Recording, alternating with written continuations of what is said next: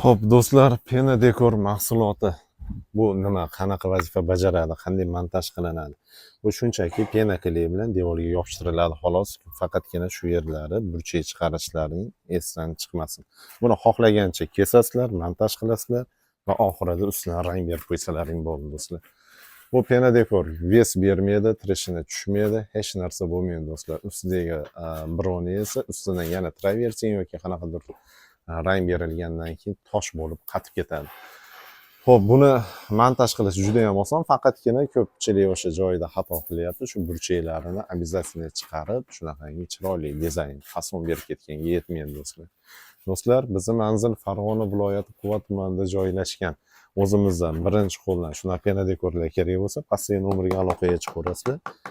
Ustalar ham muammobas, ustalarini ham topib beramiz. Ya'ni o'zimizni sexda ustalarimiz ham bor. Bog'lab beramiz, bemalol gaplashib, xizmat haqlarini kelishib, uylaringda shunaqangi Pena Dekorni montaj qildirsalaring bo'ladi.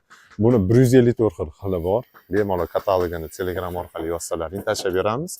Katalog bo'yicha Viber qilib buyurtma bersalaring bo'ladi. Do'stlar, pastdagi nomerga aloqaga chiqaverasizlar. Bizning manzil Farg'ona viloyati Quvat tumanida joylashgan.